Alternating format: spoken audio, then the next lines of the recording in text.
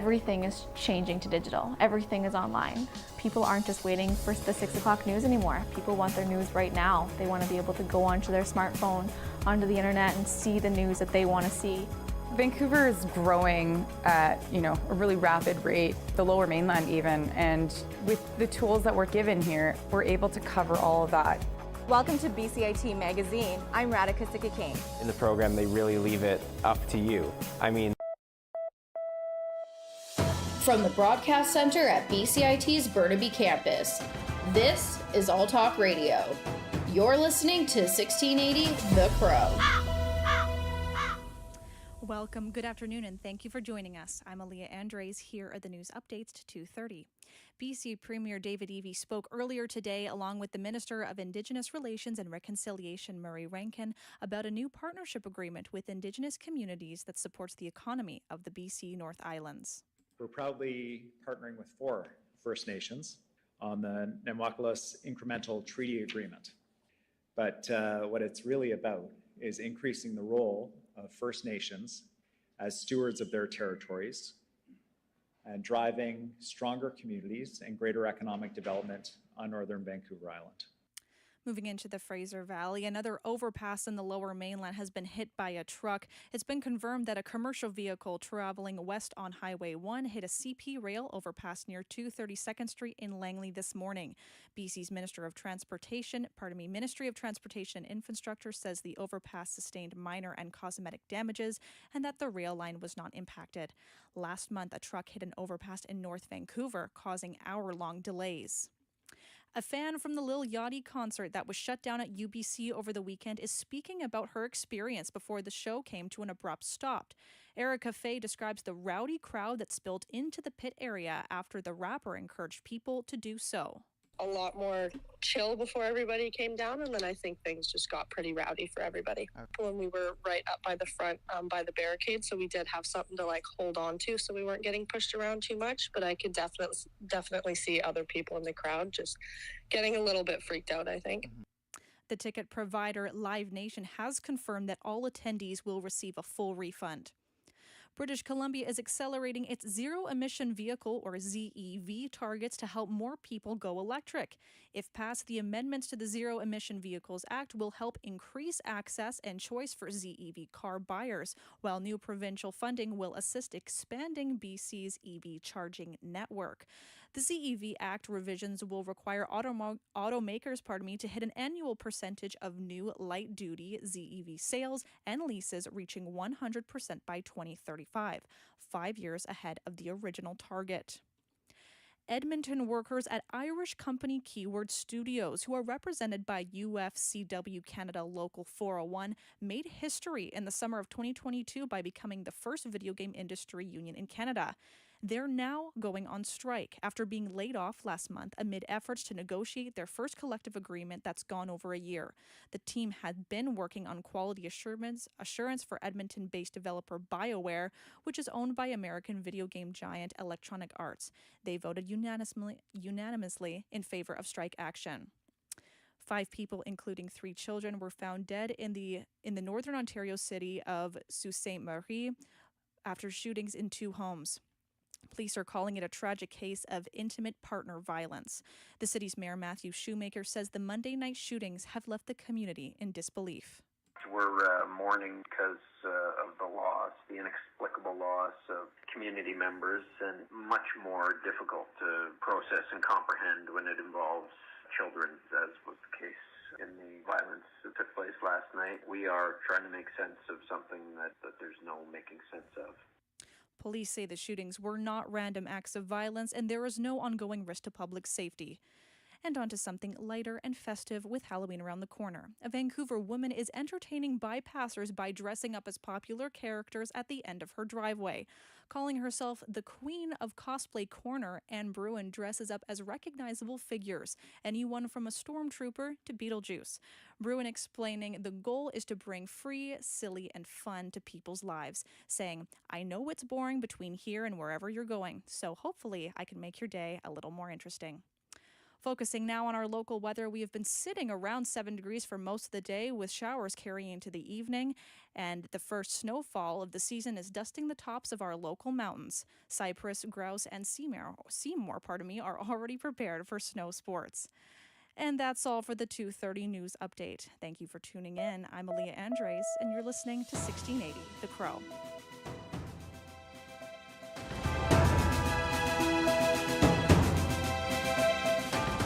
Stay tuned for more on BCIT's 1680 The Crow.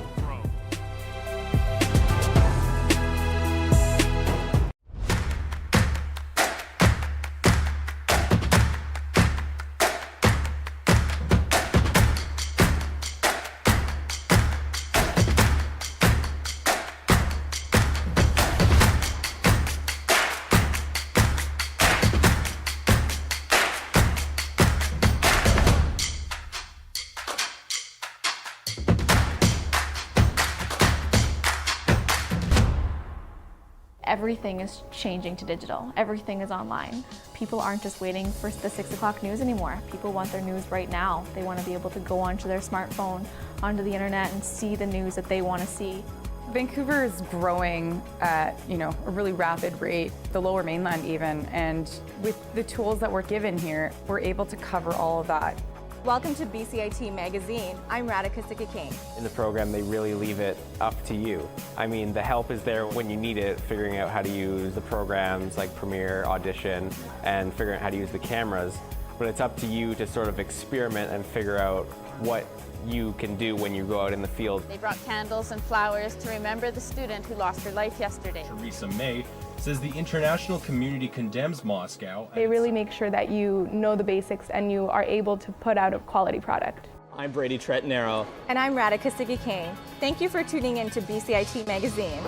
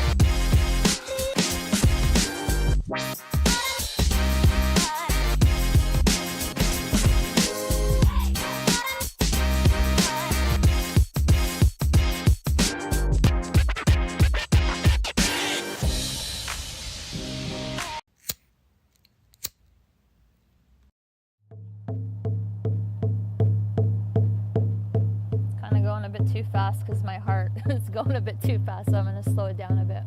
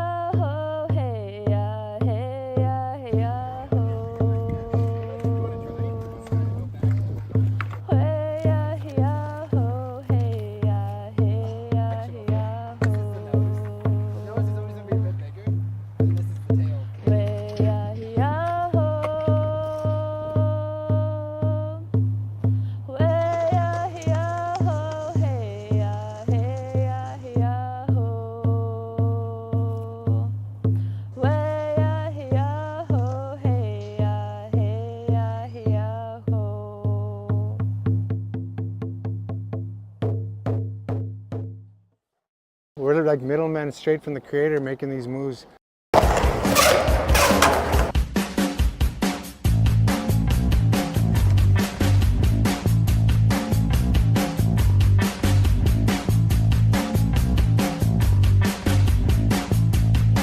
We're all kind of misfits.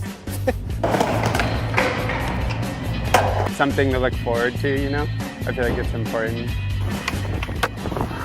Like usually I'll just be like, grab my arm, and then you just kind of like pull them like a T-bar, you know? I think skateboarding is a piece of medicine in itself.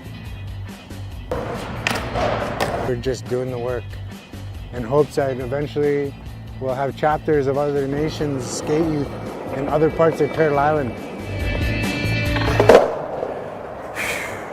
It's nations, skate youth.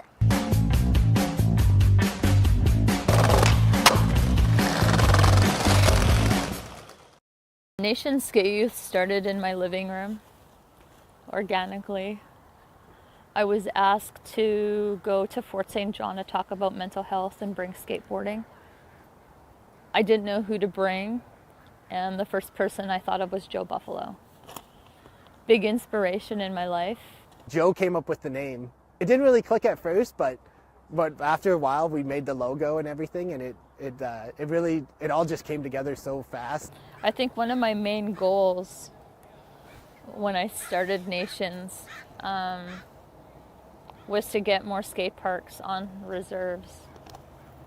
We realized that this would be a bigger thing, to not just go to one community.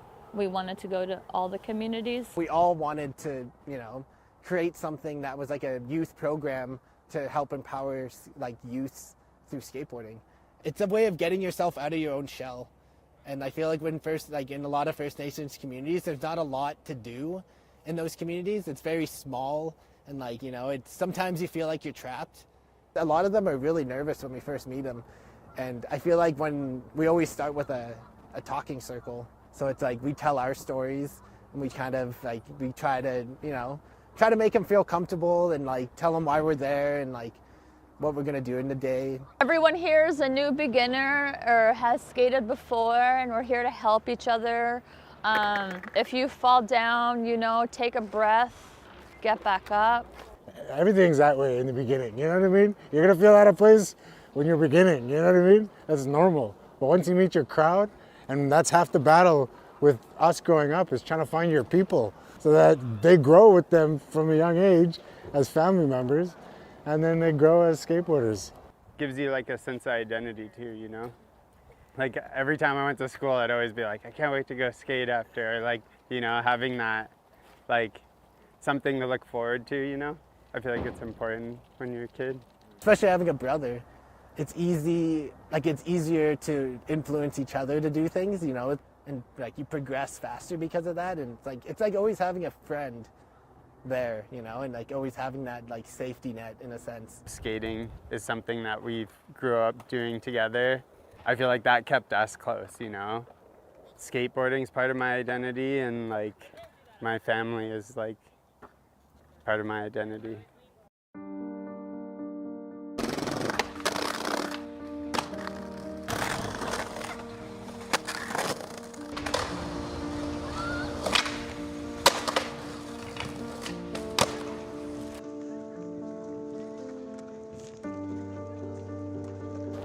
Just let skateboarding do its thing. It's that rich, you know? All we do is connect and instill that, plant that seed. It's something I never had growing up, you know? Seeing Joe skateboard at his level and hearing that he went to the residential school and the way that kids, like, you know, oh, my dad went to residential school. Oh, my brother did. Oh, my mom did. You know, they start to relate. And I think that, you know, it's been a healing journey. Skateboarding, like I said, will take you out of all the negative, all the darkness that you feel. And once you get on a skateboard, that's an opportunity for you just to focus on something and be present. Like even in my community, there's suicides like every year. And it's really sad because you lose knowledge keepers, you lose, you know, momentum. Like you lose just youth that have a lot of potential. And I remember Rosie, that was the biggest reason why she wanted to start Nations. You know, to talk about alcohol, drugs, and suicide, because it's happening and they're so young and they see it and they're experiencing it. And just to let them know, like, that they're valued.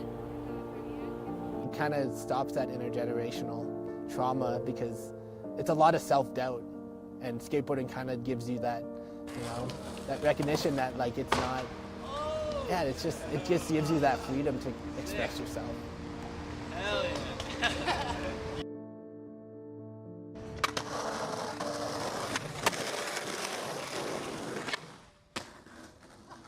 So today I was skateboarding on the skate park and I was just learning. I was a little nervous at first, but then I got the hang of it. He made me feel happy. Okay, can we do that again? Yeah, let's do it again. Okay, I'll go on this side of you. Because he is a good skateboarder and he taught me how to do some tricks. Apple turnover and like tic-tac.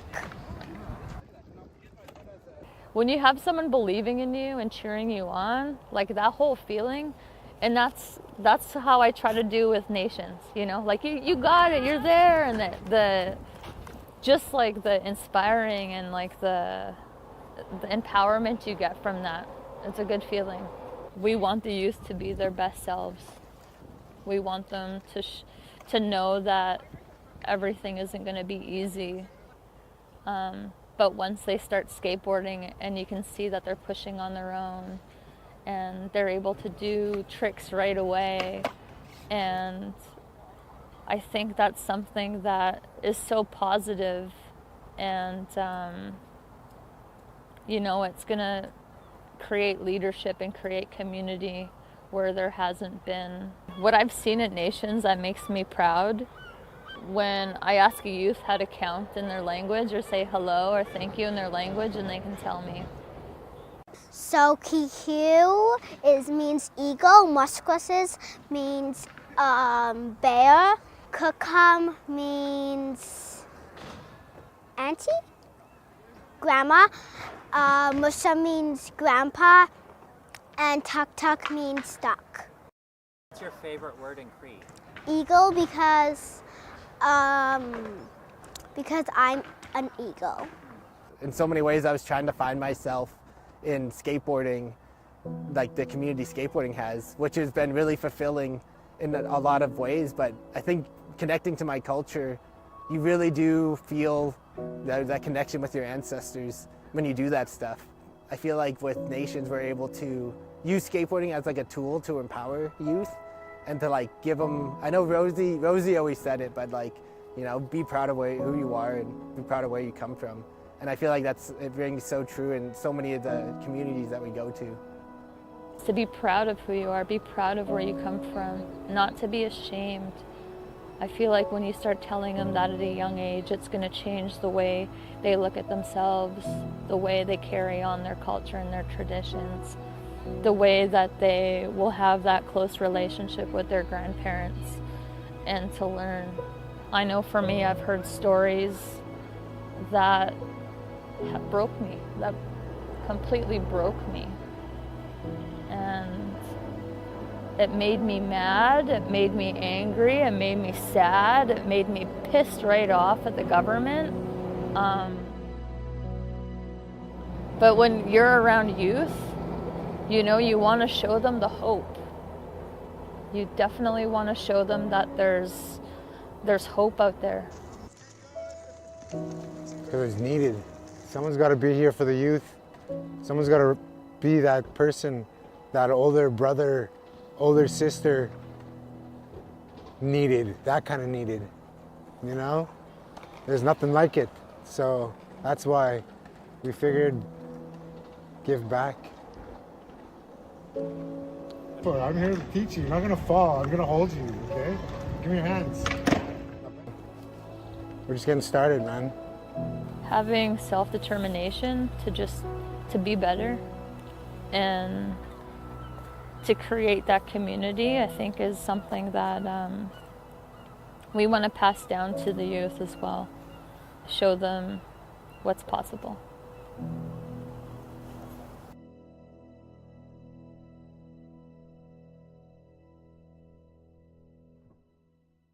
Look, Joanna, hey hey look, Joanna, hey hey CGLA, hey hey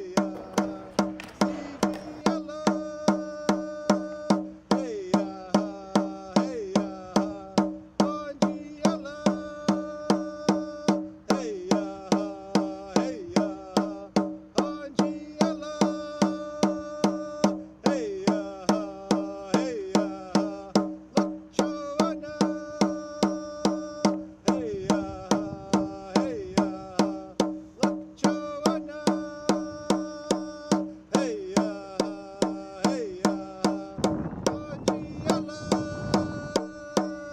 hey hey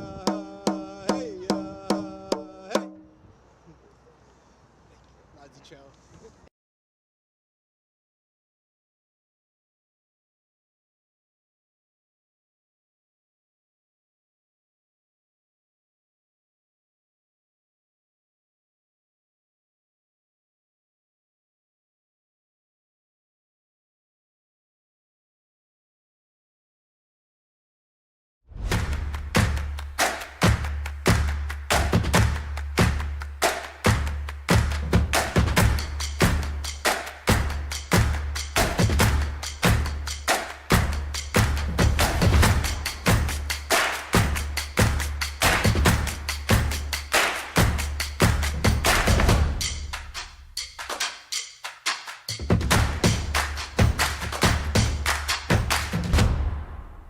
Everything is changing to digital. Everything is online. People aren't just waiting for the 6 o'clock news anymore. People want their news right now. They want to be able to go onto their smartphone, onto the internet, and see the news that they want to see.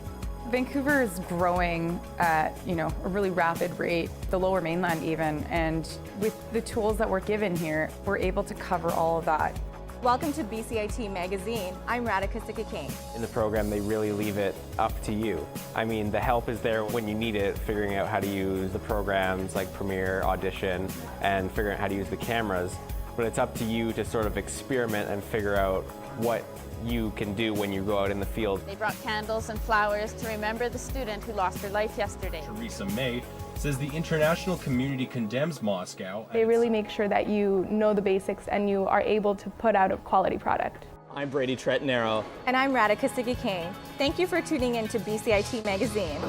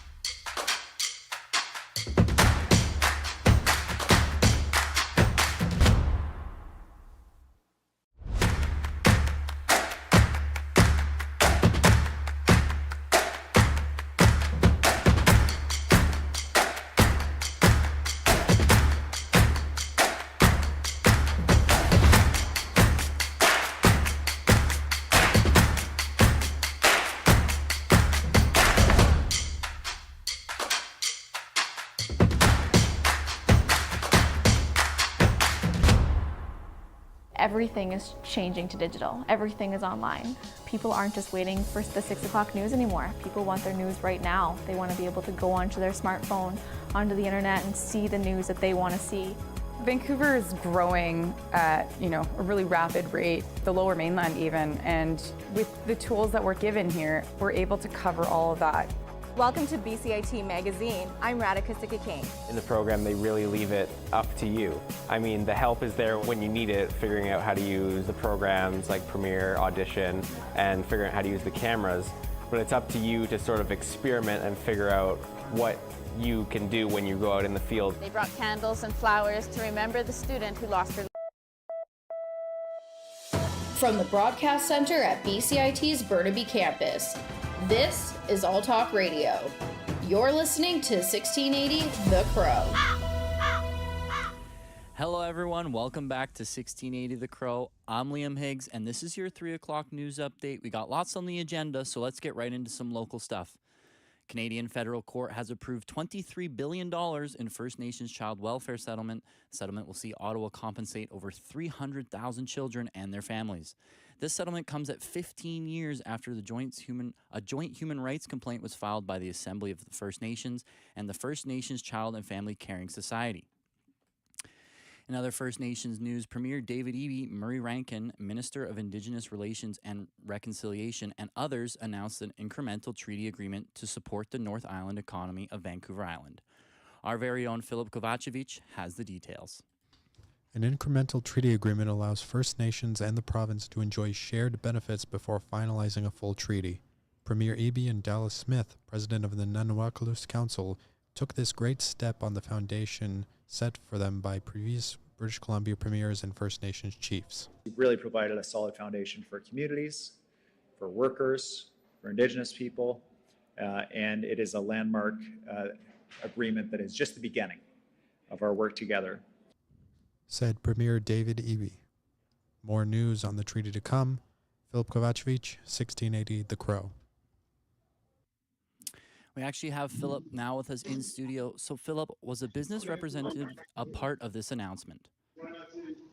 Yeah, actually, Stephen Hofer, CEO of Western Forest Products. Awesome.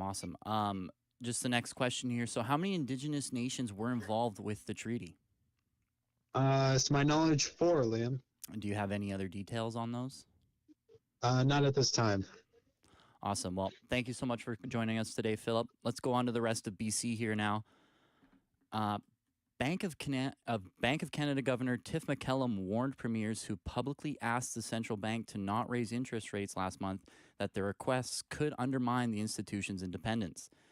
The advice hasn't deterred Ontario Premier Doug Ford, who posted a social media message over the weekend again calling on McKellum to keep interest rates steady.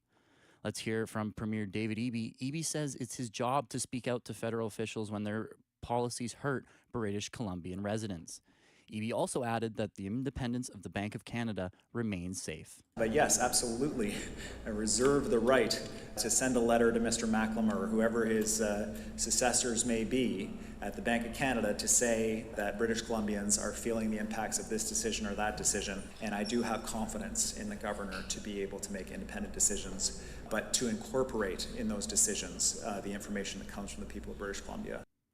The premiers of Ontario and Newfoundland and Labrador also wrote to McKellum ahead of the bank's decision. In other Canadian news, police in Northern Ontario's city of Sault Ste. Marie are calling it a case of intimate partner violence. 5 people, including 3 children and the accused, are dead after shootings at 2 homes. Police Chief Hugh Stevenson spoke to CTV News about the discovery. It's a shocker, and I think it's a wake-up call for all Canadians, to be honest, that we look for and try to take care of each other a little more than we have. The 3 children were aged 6, 7, and 12. A 45-year-old survived but was injured with a gunshot wound. Elsewhere now, video game industry workers in Edmonton have voted unanimously in favor of a strike action. The workers at Irish company Keyword Studio made history in the summer of 2022 by becoming the first game industry union in Canada. They were laid off last month during their negotiation that had gone on for more than a year. The team had been working with Edmonton-based developer BioWare, which is owned by American video game giant Electronic Arts. BioWare, which is behind the critically acclaimed Mass Effect and Dragon Age series, declined to renew its contract with the Edmonton team, which the union says resulted in the layoffs. Let's check in with one of our own reporters as BC's second ever sex work conference is underway at SFU's Harbor Center.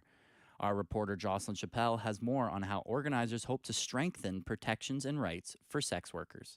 The conference takes place to address several barriers that are faced by sex workers, such as laws that make it illegal and harmful stigma that raises various safety concerns. Executive Director for Living and Community, Helena Seiferling, spoke to why people have gathered to collaborate yesterday and today. Really, the point is to make sure all these folks have a chance to come together in person, to meet each other, to learn from each other, to share what's going on in their community, maybe learn how that might be different or the same as something going on in someone else's community, and through all of that, really kind of decide what we want to happen next in the movement. At the end of the conference, Seiferling said they will be creating an action plan that might include recommendations to various levels of government as well as organizations on how they can better support sex workers. Living in Community will also make a conference report and an advocacy toolkit to provide resources and recommendations. Jocelyn Chappelle, 1680 The Crow. On to the international scene now. A quick update about the conflict in the Middle East. ABC reporter Michelle Franzen has more. 2 weeks after Hamas terrorists killed 1,400 in Israel and took more than 200 hostages, 4 have been released from Gaza. The U.S. now urging Israel to focus on securing the release of more hostages and to avoid casualties as it prepares for a ground offensive. The White House says it will continue to talk to Israel about the importance of avoiding and minimizing civilian casualties as they go after legitimate Hamas targets. But National Security spokesman John Kirby was blunt about what he says is a, quote, important notion. This is war. It is combat, it is bloody, it is ugly, and it's going to be messy. And innocent civilians are going to be hurt going forward. I wish I could tell you something different. I wish that wasn't going to happen, but it is going to happen. Kirby said the U.S. will do everything it can to help the Israelis minimize that, but said, quote, that's unfortunately the nature of conflict. ABC's Karen Travers with continuing coverage, Israel-Hamas war. I'm Michelle Franzen, ABC News. Back across the sea now, the management team at Club Q in Colorado Springs is altering plans for reopening the LGBTQ nightclub that was the site of a deadly mass shooting last November. ABC reporter Alex Stone explains. Club Q's owners had planned to retrofit the inside of the club, implement new security, and build a memorial to honor the lives lost as well as those who survived. But now, after months of hearing from survivors and family members of those who were killed, the owners say they will not reopen Club Q in its old location, and a new club will have a new name. It will be called The Q and will be inside of a hotel several miles away from the old site. The new location will be managed and operated by survivors of the shooting, and former employees will be offered jobs at the new club. Alex Stone, ABC News. In other American news, Republicans have picked a Representative Tom Emmer as their nominee for the House Speaker, but the choice has quickly ran into some resistance. Steve Portnoy, a reporter at ABC, has the latest. The Minnesota congressman won a majority on the 5th secret ballot, but when asked whether they'd stick with Tom Emmer on the floor, more than 24 Republicans said they'd vote for someone else. Former Speaker Kevin McCarthy says Emmer's engaging the skeptics. He's listening to everybody, and that's exactly what should happen. But former President Trump, who said just a day ago that he would stay out of the Speaker's race, has now come out against Emmer, saying on social media that choosing him would be a tragic mistake. Emmer voted to accept the results of the 2020 election. Stephen Portnoy, ABC News, Washington. Let's get into some sports now. The Professional Women's Hockey League debuts a new logo. A white stylized W, including 2 hockey sticks and a puck in the visual of a hockey face-off, is shown over a purple background.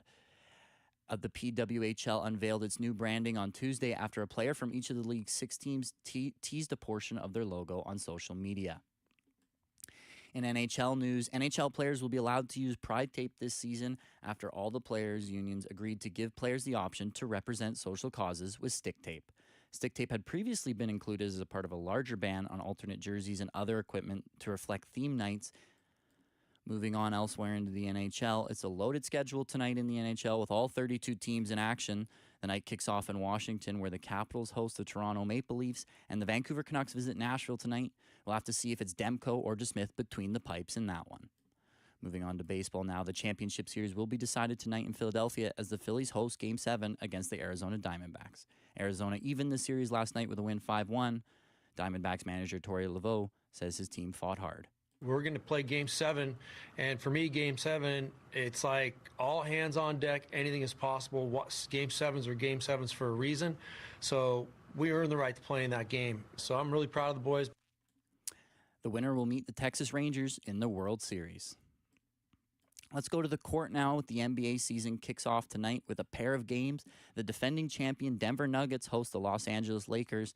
Then later, the Golden State Warriors welcome the Phoenix Suns. Toronto begins their season, however, tomorrow night against the visiting Minnesota Timberwolves. Checking in with the girls now as NCAA title game foes Caitlin Clark and Angel Reese headline AP preseason women's All-American team for the second consecutive year. Caitlin Clark of Iowa is a unanimous pick for the Associated Press preseason All-American team.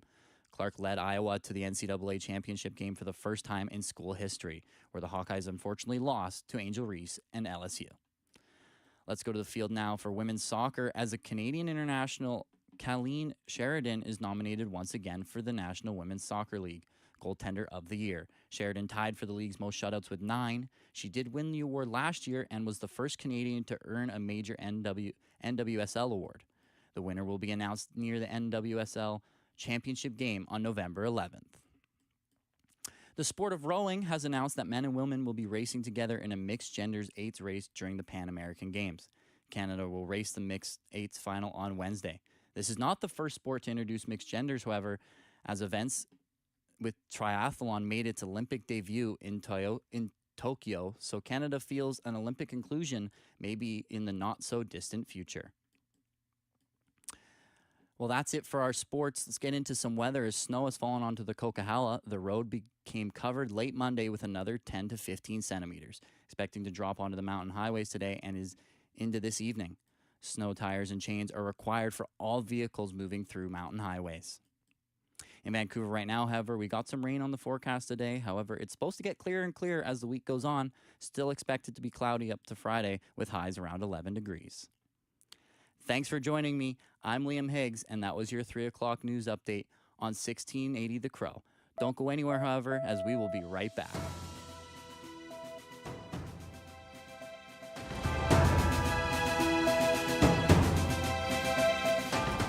Stay tuned for more on BCIT's 1680 The Crow.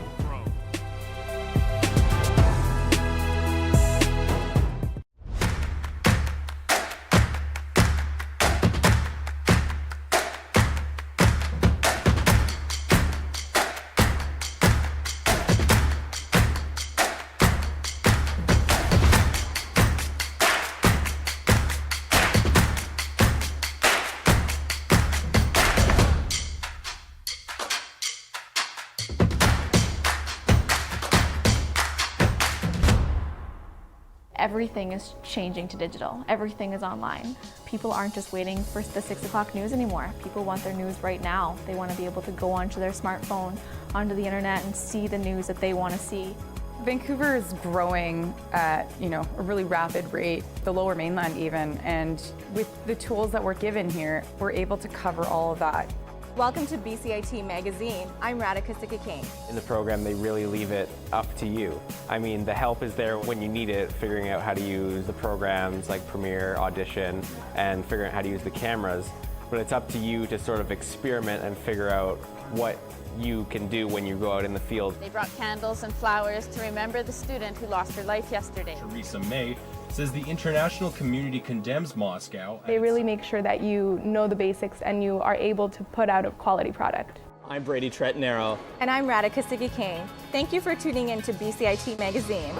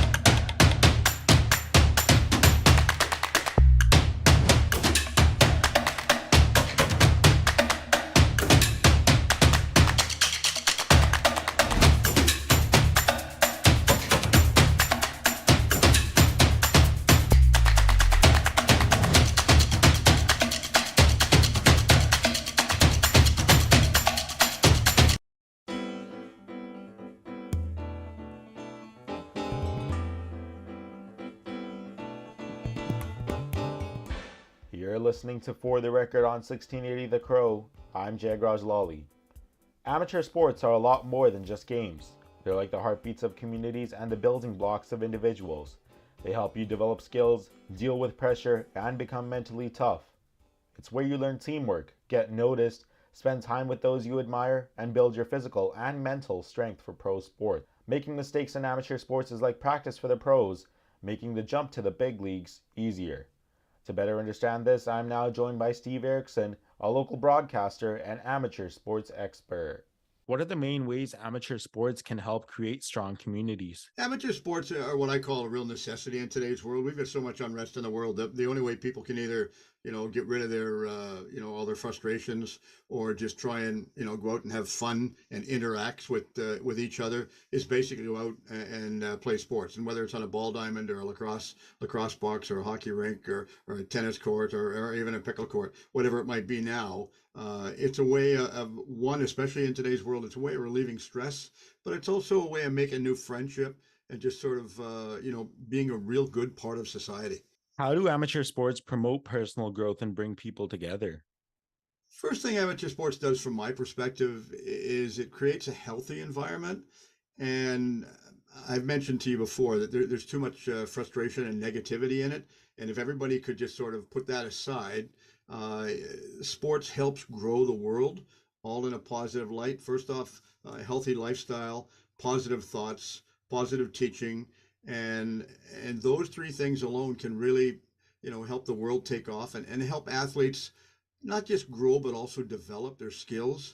And there can be too much pressure on some of the young athletes by some of the parents. And I see that, and I know you're just getting into it, but you'll see that throughout your career too. You'll see some of the pressure by the adults.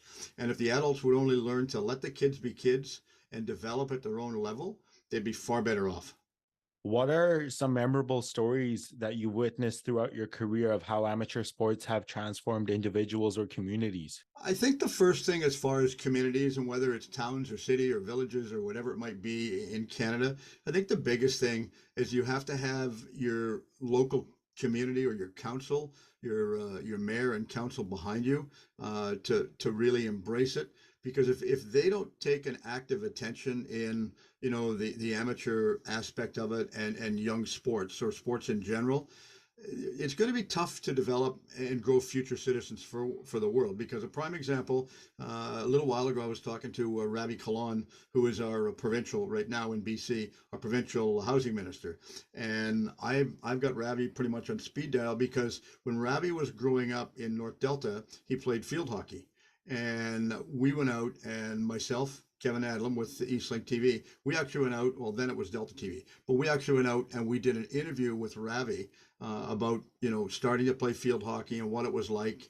And he said that the one thing that he noticed from his career was that, first off, his parents were not pushy. They said to go out, play a sport, but whatever sport you want to play, have fun. And he said the other thing that he really remembers is that the coaches made it fun for him to do. He said, if he made a mistake, and he said, Lord knows, he said, when I was starting, he said, I made a lot of mistakes, but he said, having made the mistakes, he said, it helped me grow into a better person to learn that you can go through adverse problems and issues in your life. And as long as you focus and try and develop them to make them better, you can make them better. What challenges do you think the amateur sport programs face and how can they be overcome? Challenges, number one, are pushy parents more than anything else. There's far too many parents push their young son or daughter, to try and escalate and become the number one superstar so that I guess they can make a pro level at whatever it might be, and they're going to buy mom or dad a brand new house and a new car. If the parents, again, would let the kids be kids, they'd be fine. Far too much pressure from the parents. Not a lot of pressure from aunts or uncles or grandparents and stuff like that, just the parents in general. But you will get the odd coach that is far too aggressive and overzealous, where they think that, they're playing, for example, a U14 hockey game or whatever it might be, and they think that that's their Stanley Cup final. And they put far too much pressure on the kids.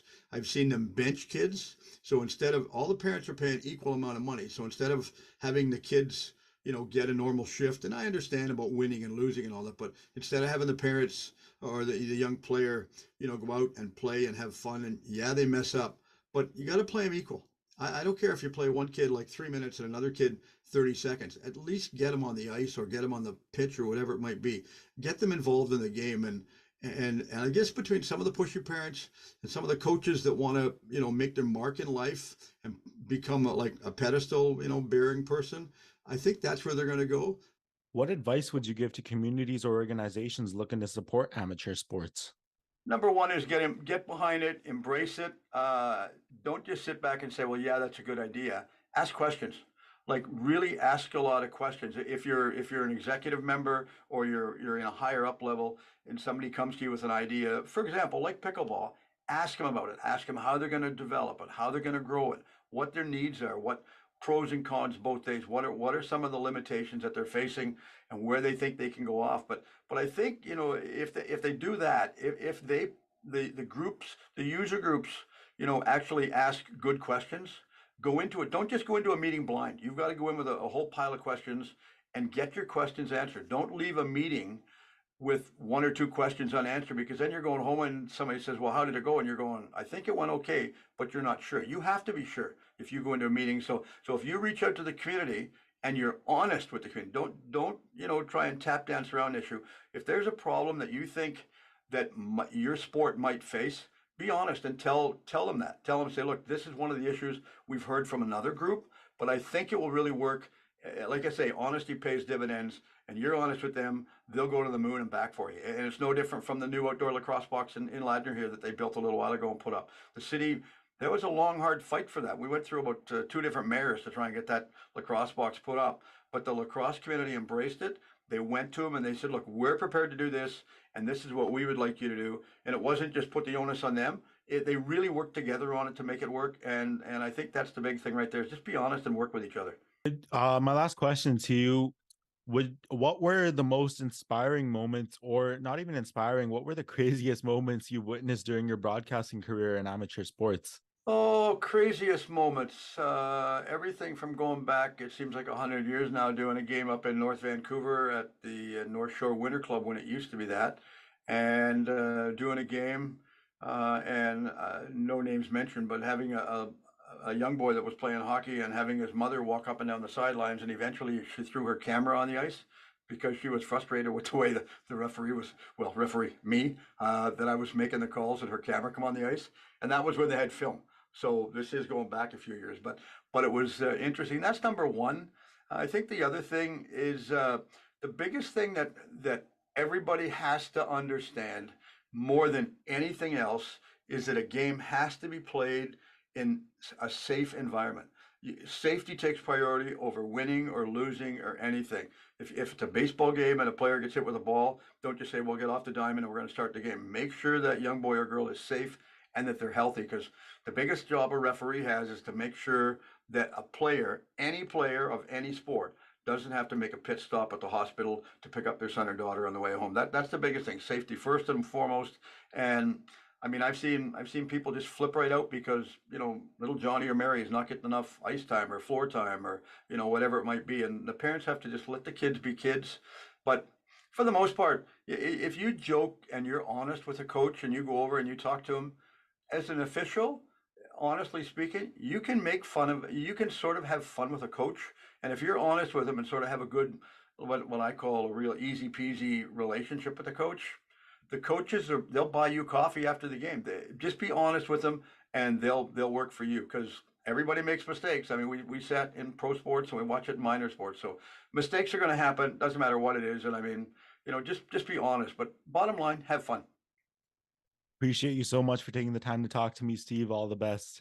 Anytime. And a big thing, just for all the parents, again, just, let the kids be kids. Let the kids grow up at their own space and time, because, life is short, and we see all the unrest we've got in the world right now where everybody's fighting and arguing with each other. And man, oh man, fingers crossed that it all goes away one day, because, the world's a beautiful place and there's a lot of people missing out in that. So for parents, let the kids be kids and let them grow up by themselves. And, you'll pay dividends. They'll pay dividends for you for that too. And they'll respect you a lot more.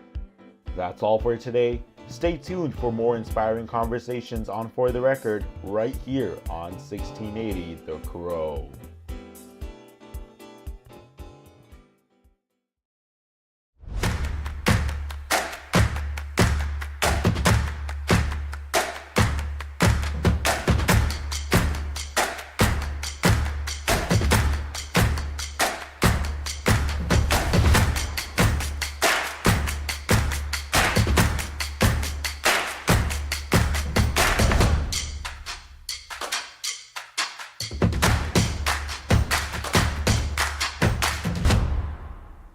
Everything is changing to digital. Everything is online. People aren't just waiting for the 6 o'clock news anymore. People want their news right now. They want to be able to go onto their smartphone, onto the internet, and see the news that they want to see. Vancouver is growing at, a really rapid rate, the Lower Mainland even, and with the tools that we're given here, we're able to cover all of that. Welcome to BCIT Magazine. I'm Radhika Sikakane. In the program, they really leave it up to you. I mean, the help is there when you need it, figuring out how to use the programs like Premiere, Audition, and figuring out how to use the cameras. But it's up to you to sort of experiment and figure out what you can do when you go out in the field. They brought candles and flowers to remember the student who lost her life yesterday. Theresa May says the international community condemns Moscow. They really make sure that you know the basics and you are able to put out a quality product. I'm Brady Tretnero. And I'm Radhika Sikakane. Thank you for tuning in to BCIT Magazine.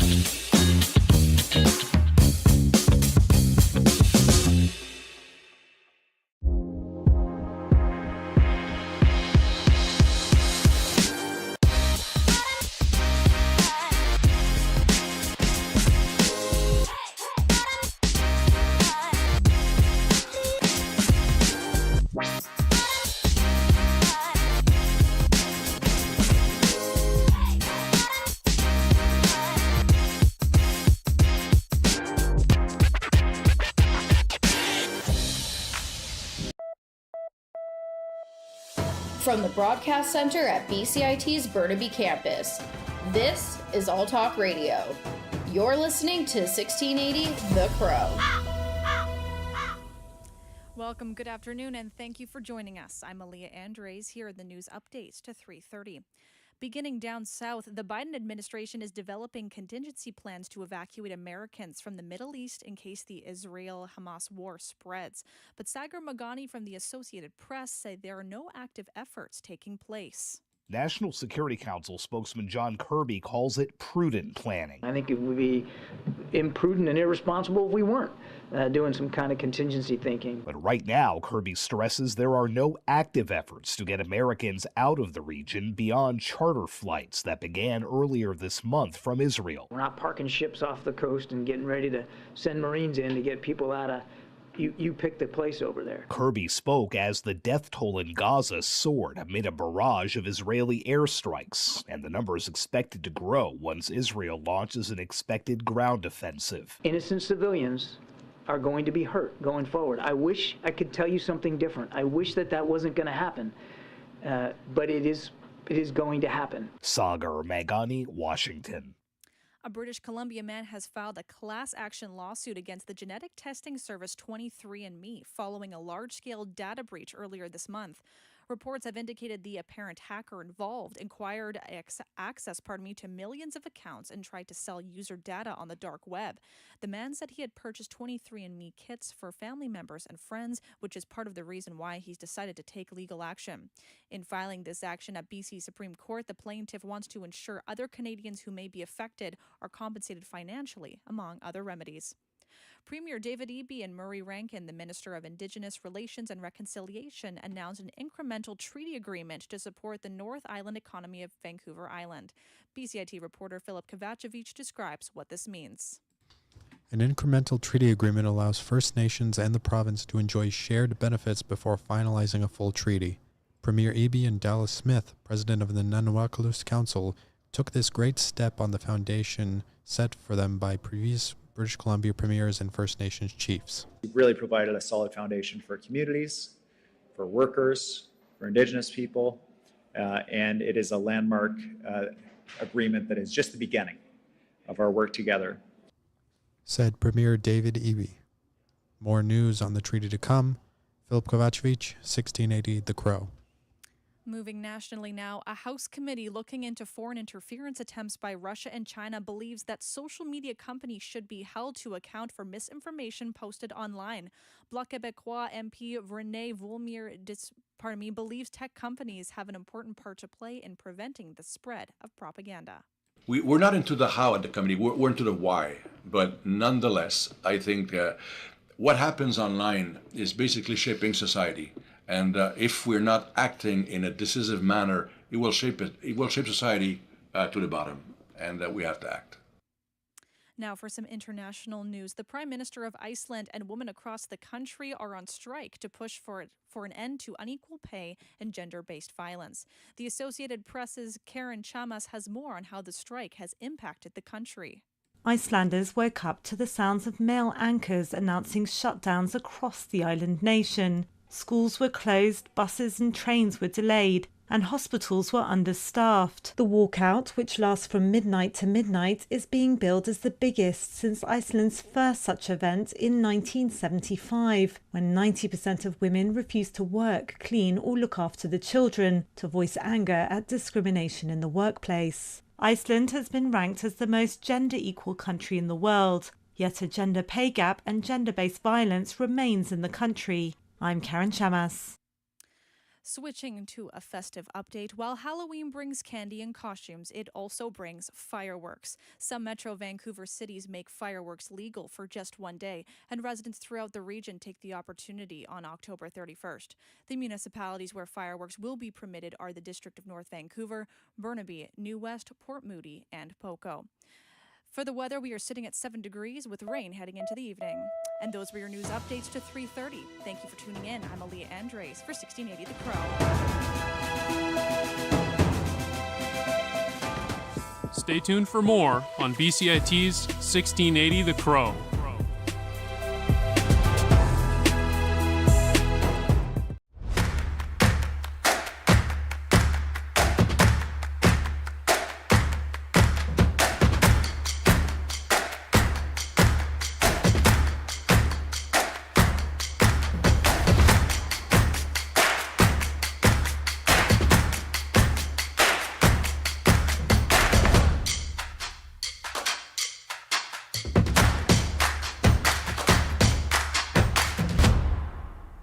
Everything is changing to digital. Everything is online.